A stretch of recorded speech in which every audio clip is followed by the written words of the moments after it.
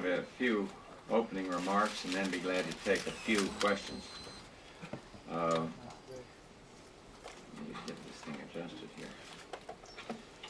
Well, we're now some 37 hours into Operation Desert Storm and the liberation of Kuwait. And so far, so good.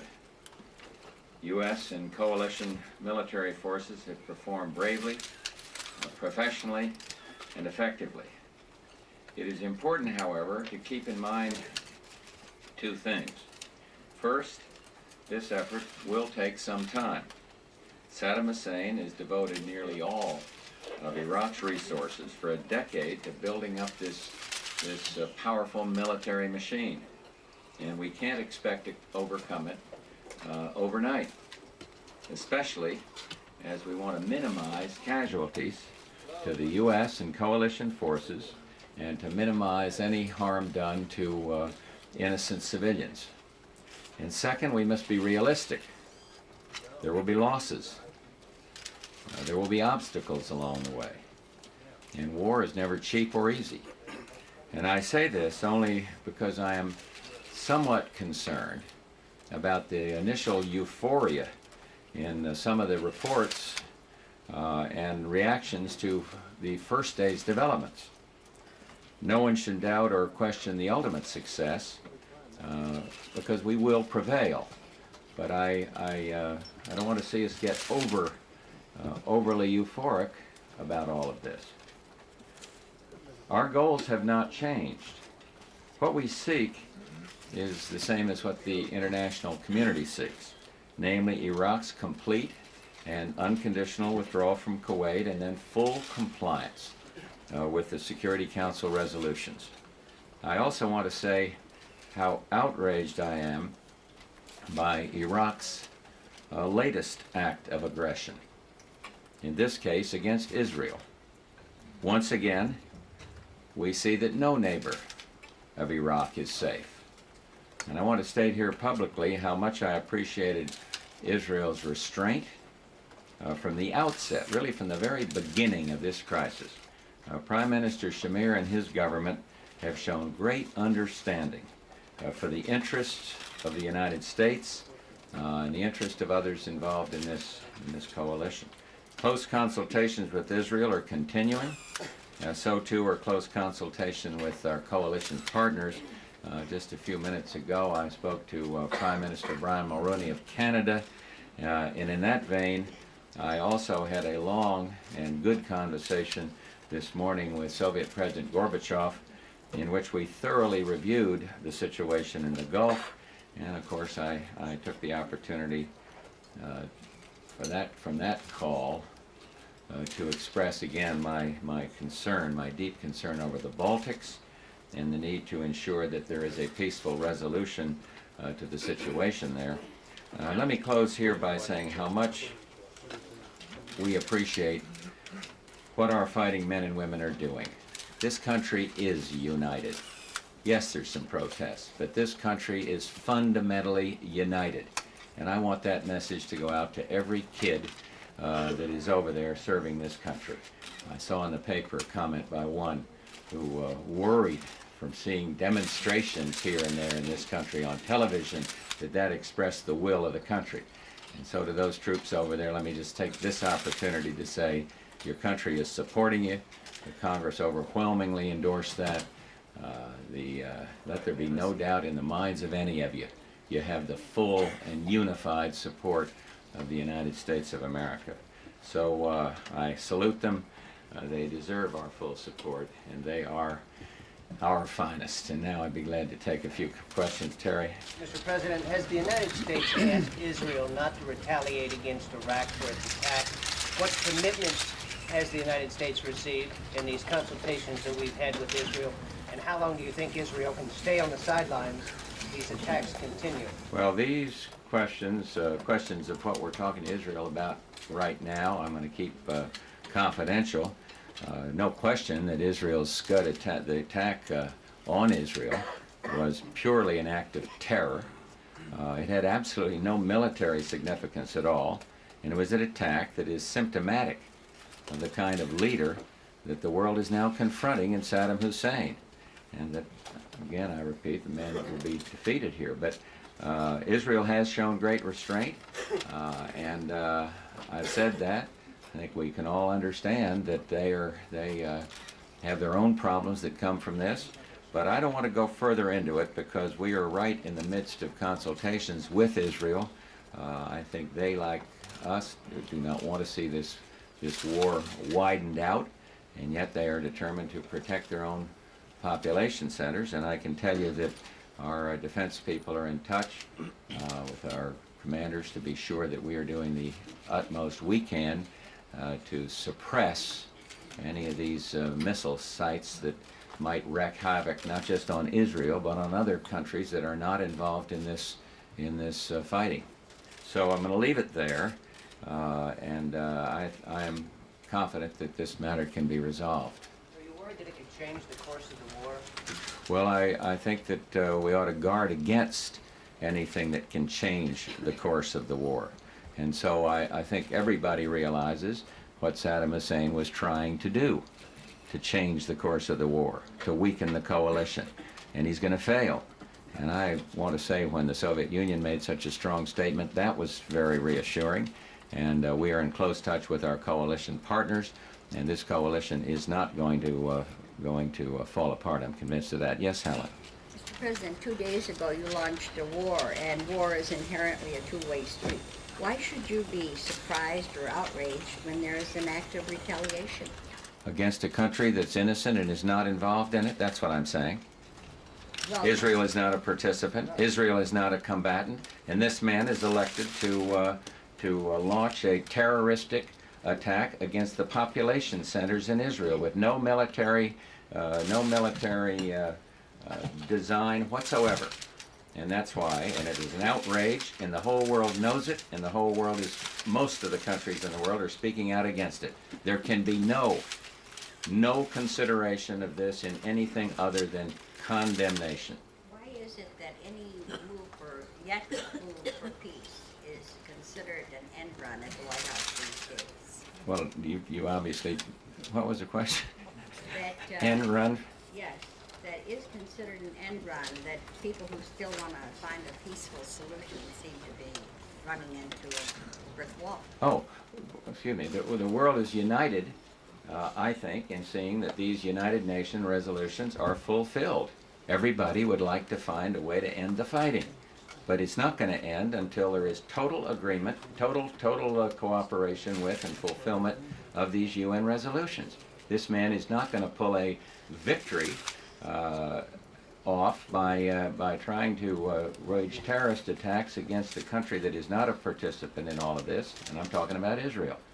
And so I think everyone would like to see it end, but it isn't going to end short of the total fulfillment of our objectives. Mr. President, Yeah. You gave assurances from this platform a few weeks ago, reiterated here today, that the coalition would withstand an attempt to engage Israel, or perhaps even Israel's retaliation against an attack. Can you give us some better idea today, sir, of what the basis for your assurance is on that point? Well, a lot of diplomacy has gone on behind the scenes in this regard, and I feel very confident about what I've said. If I could follow up, sir, a particularly touchy situation obviously exists with regard to Jordan, which is positioned in the neighborhood is particularly sensitive, sir. Can you update us on any understandings that may exist, any diplomatic initiatives that may be ongoing to assure the Jordanians or to convince them to take no action, or about what would happen if they did? Britt, I don't think there are any understandings on that, I mean, with Jordan at this point, and so I can't elaborate on that. Yeah. Mr. President, there was some indication last night. I appreciate you're not wanting to tell us what's going on right now, but last night it appeared that Israeli planes got off the ground and headed toward Iraq. Did this government stop an Israeli retaliation that was underway? No. Secondly, are we trying to kill Saddam Hussein? We have blown out several buildings where he could have been last night. We're not targeting any individual. Mr. President, do you have any message of reassurance to the people of Israel that the restraint being shown by their government doesn't place them in risk? I think that they know of our determination to safeguard them following this attack or prior to this attack. And we are going to be redoubling our efforts in the darndest search and destroy effort that's ever been undertaken in that out in that area, and I hope that that is very reassuring to the citizens of Israel. Yeah, John. Mr. President, are you trying to caution against overconfidence with your statement by concern that Saddam Hussein may have a lot more staying power than was originally thought, or is it based on a upcoming land warfare that's apt to be protracted? No, I don't think there's any conclusion that he has a lot more staying power than anybody thought. But what I'm cautioning against is a mood of euphoria that existed around here yesterday, because things went very, very well with, from a military standpoint, exceptionally well. And this was received all around the world with joy, but I just would caution again that it isn't going to be that easy all the time. But we have not changed our assessment as to how difficult the task ahead is. Sir, you said the Israelis have shown restraint. Are you confident that they will show restraint? Well, we are working on that, and I'm very hopeful that they will. They've been most cooperative. Secretary Baker talked to Prime Minister Shamir last night. I'll probably be on the phone with him in not so many minutes from now, and I could answer the question better after that. But I think they realize the complexity of this situation. We certainly do. But whatever happens, I'm convinced that this coalition will hold together. So would you be able to tell Prime Minister Shamir with any confidence that you have knocked out these missile sites? Well, the problem, John, on that is we can tell him with confidence what we've done in terms of some of the missile sites, but not all, because you're dealing with mobile missiles that can be hidden.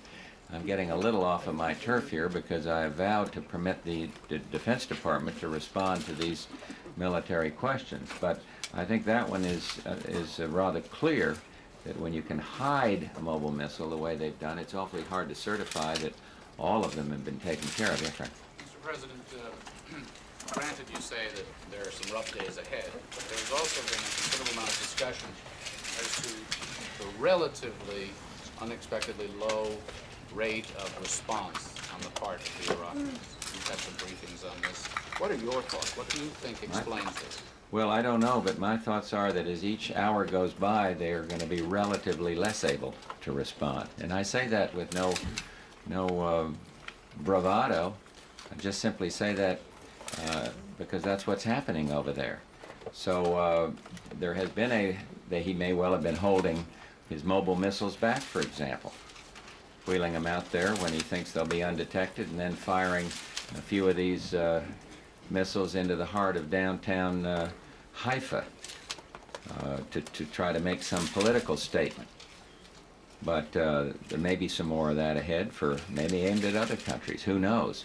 But in terms of his ability to respond militarily, I can guarantee the world that as every hour goes by, he is going to be less able to respond, less able to stand up against the entire world, the world opinion as expressed in these United Nations resolutions. Mr. President, if I may follow, do you have any hard intelligence information that would indicate to you that there is indeed still a live chemical weapons threat from Saddam Hussein? I have to refer that to well, I would expect there is a threat because chemical weapons have been dispersed. He's used them on his own people, and that's something that our troops have been warned against. The people of Israel have been warned against, obviously, and others in the area have been warned against. So I can't say that every chemical weapon has been destroyed, but I think I said the other night in the speech from comments from the Oval Office there that his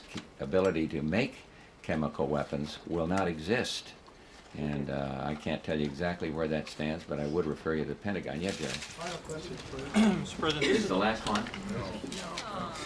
Two. So new me, I'm going to do exactly what Marlon says in this regard. Yes. This is the first time there's been sustained combat between American soldiers and Arab forces. There's been an enormous amount of concern about what the reaction in the Arab world would be. Now that the war is underway, how concerned are you about that problem? And is there anything that can be done by you to minimize the damage to the links between Arab countries and the United States? You're not talking about in relationship to the attack on Israel. More in terms of the Arab management. Jerry, you see, I've never believed that the Arabs would oppose what's going on right now. I believe when you see the Arab League and Egypt itself, which I guess is the largest in population of Arab countries, strongly supporting what we're doing, that this idea that all Arabs, the idea that he tried to sell, Saddam did, that Arabs versus America is phony. It's a phony argument. There are Arab forces in the air probably right now, Kuwaiti or Saudi forces. There is a strong Arab element in this coalition. There are many countries in the Arab League that are opposed to Saddam Hussein and have long felt that he was the bully of the neighborhood, that it's about time that his aggression come to heel. And so I don't worry about it long run. I do think when this is over, we will have some very sophisticated diplomacy to do.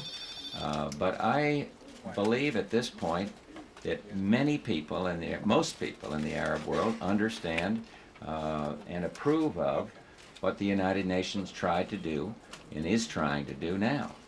So it doesn't concern me. Now there are some elements that clearly, you might say, are on the other side, and that would worry me in a sense, but it worries me for the future, not so much for the present.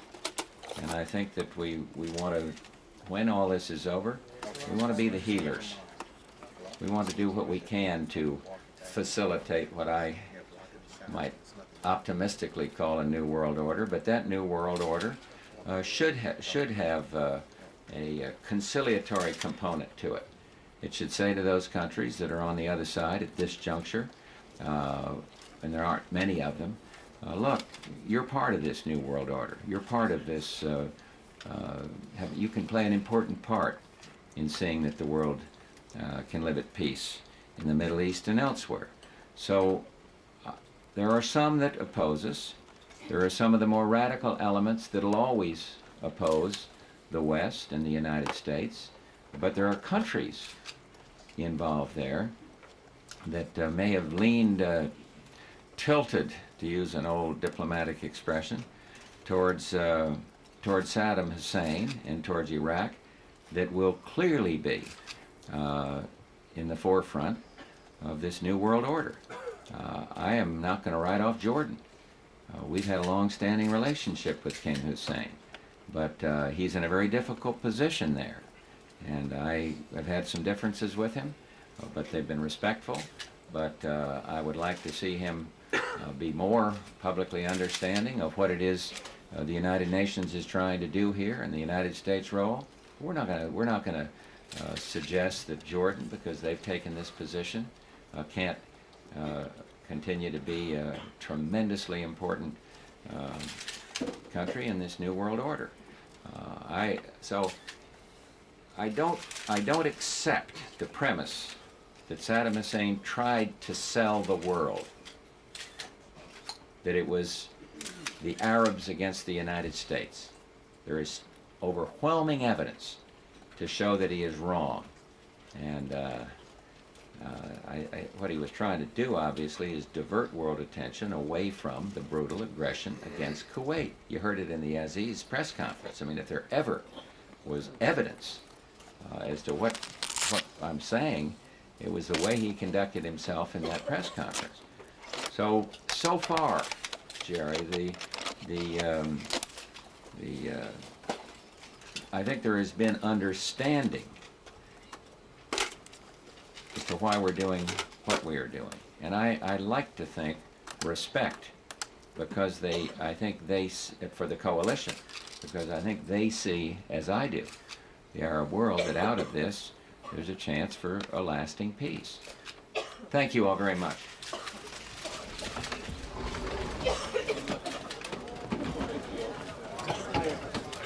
Hold on.